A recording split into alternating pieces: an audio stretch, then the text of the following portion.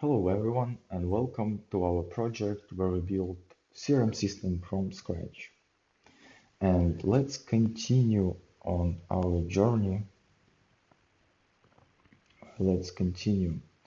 Let's fix the bug that we had previously where we can multiply the cards. So if we drag the card and then go back, it actually multiplies. So that's cool. If I could do this with real stuff in the real world, it would be great. Right? For now, it's just a bug. Right? Whoa, it not even. Yeah, that's interesting. Yeah, we have some bugs here. Uh, Not good. Not good. All right. So,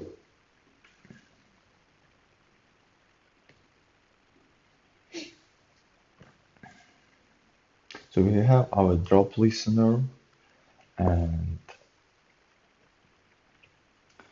for some reason, we actually multiply the situation, right? So we just drop it, and this drop inserts the card. But if the stage is the same, we should exit, right? If the stage is the same.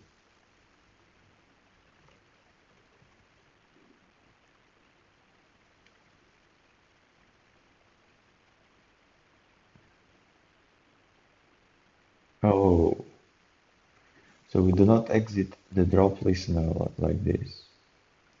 We should.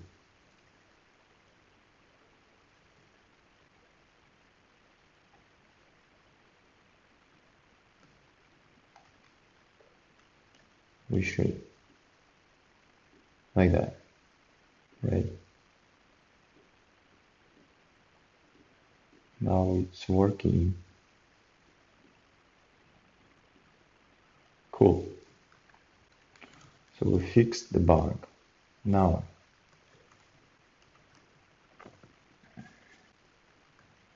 what else? We need to test this more because sometimes we get some issues.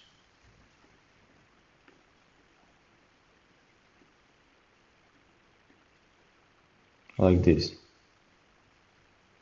What is going on? I don't like it. I don't like it.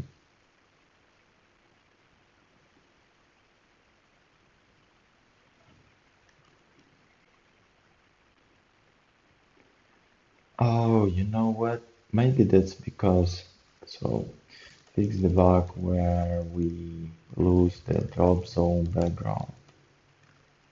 Right? We just start and then if we move, we lose it. That's not good. Probably because we have, let's log this guy.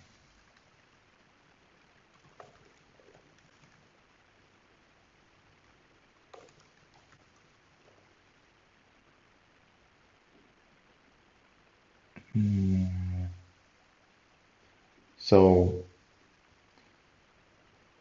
you see we have drag leave situation.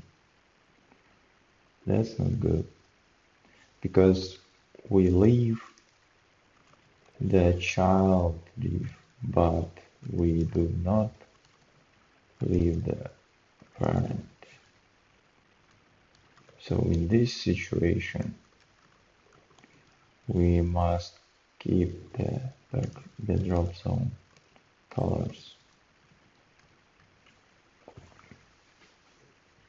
We must keep the colors.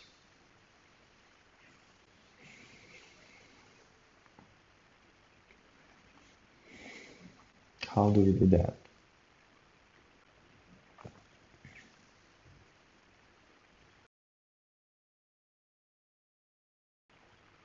how do we do that?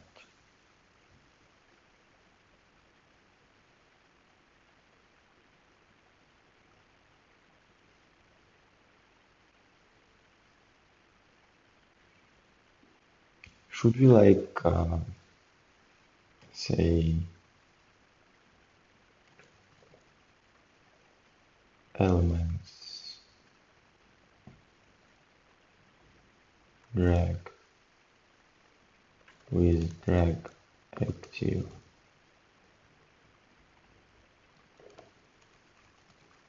and we can say that, let's see what target we have, like this.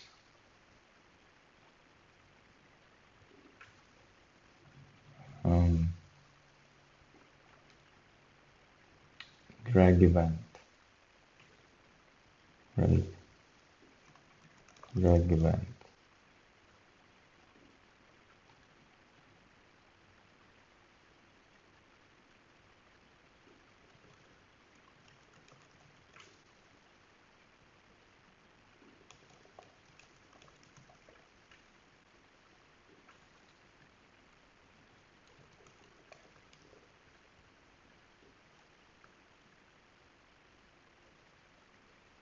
Like this.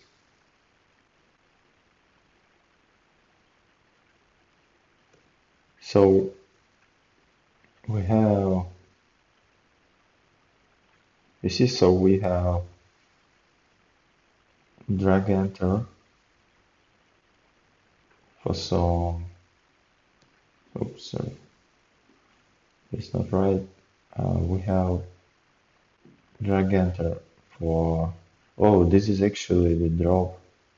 So then we have drag enter for the card.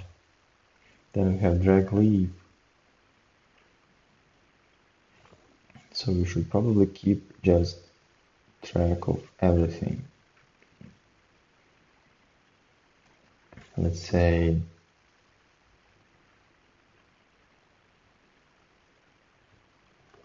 push target.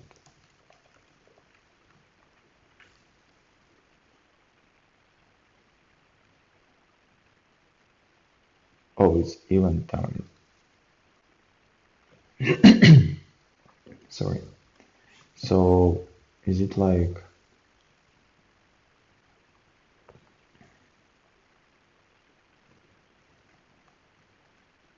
event target or no? Okay, so if it's not undefined, let's do that. And then if it's not undefined, let's remove it.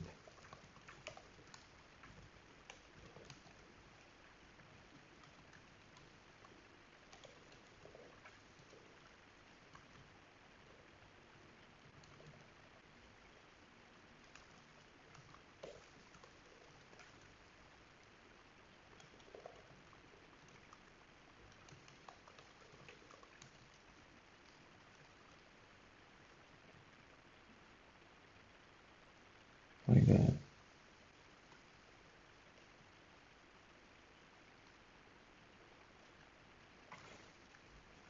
So, and then let's just log whatever we have.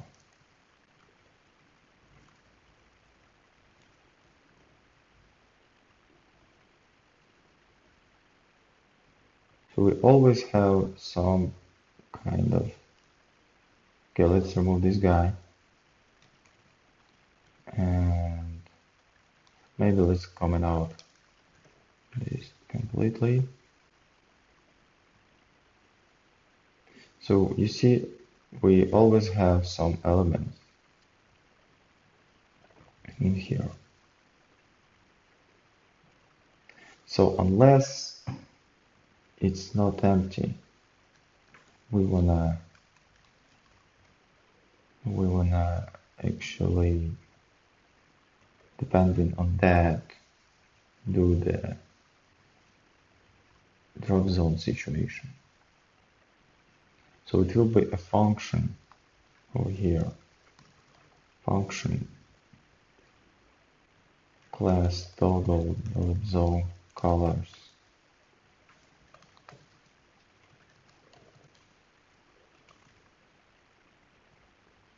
right? And it will be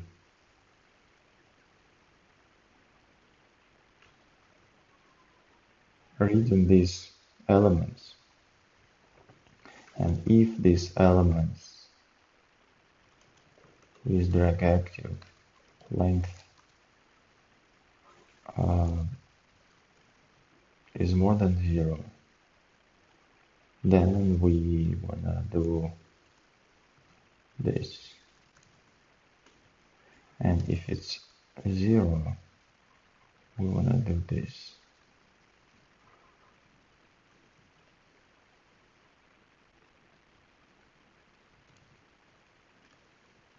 Right? And then we just invoke it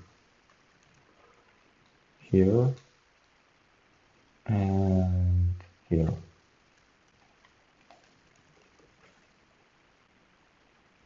And on the drop situation, we also want to remove it as well.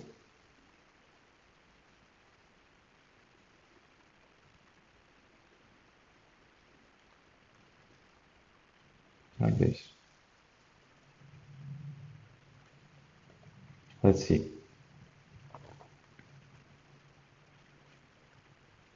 Oh,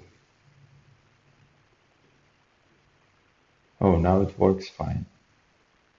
It works really fine. Yeah, that's how it's supposed to work. Exactly. So if we are dragging from this one, we do not render the background, and if we're dragging from this one, we always render the background. That's correct. Correcto. Okay. So we have some actually duplication a little bit more. So we wanna first of all just remove the logs. Then we wanna actually maybe take this guy and say that that's a function which is like I have event target. Oh, sorry. Target.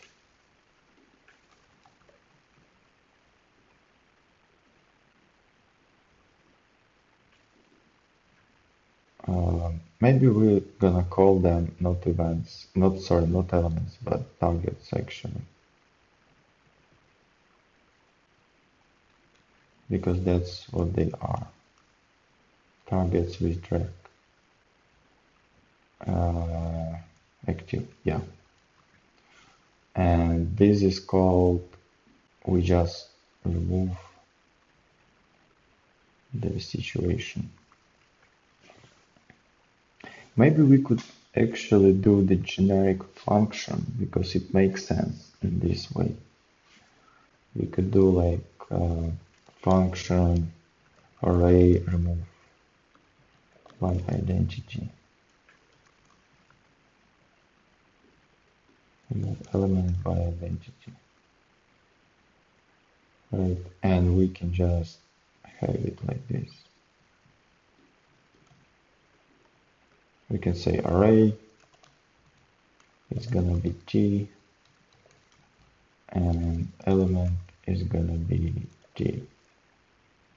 And then we say like array if x equals element splice, and then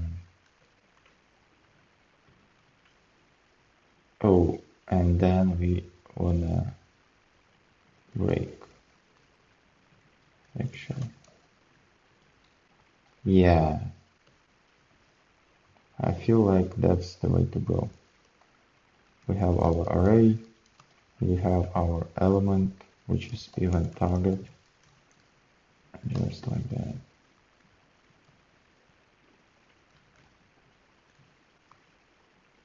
Right.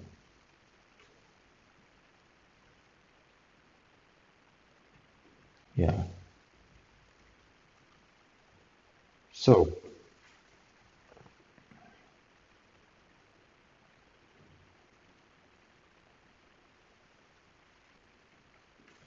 yeah. So we fixed that and it's working, right? It's working.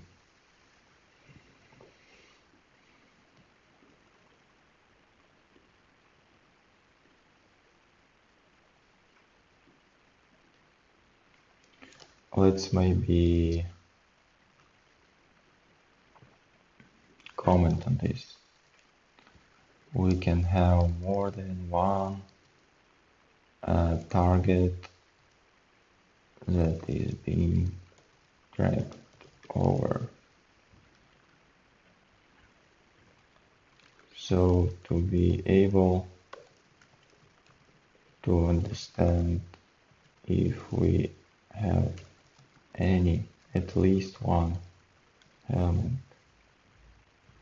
we keep the array here. We actually do not benefit from the array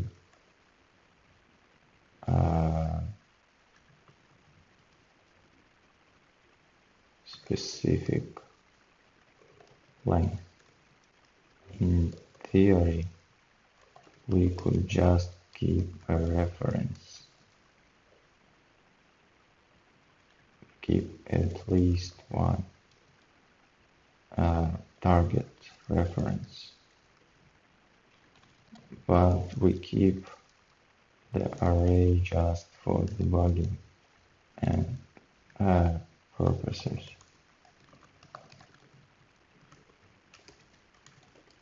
Like this. Now it's clear what is going on. Okay? Now it's clear.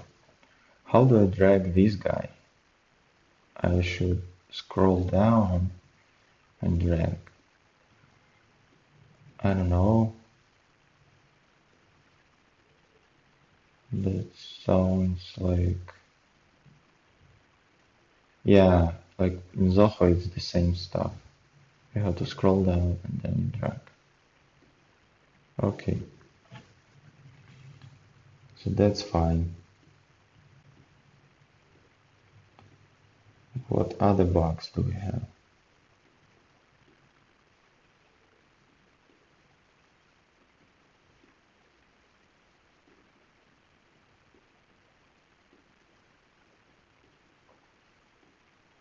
I guess it's working, right?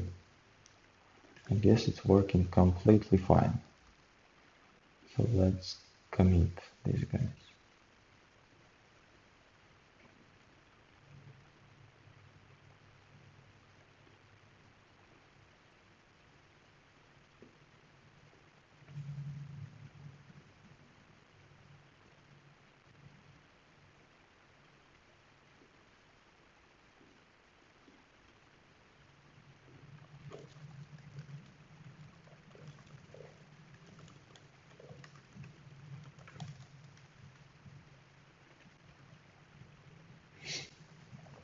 Okay, cool. So, what do we want to do next? Do we probably want to open the card, right? We can just now create the card, but we cannot open it. So that's a good job to do next. Ability to open the card. Okay?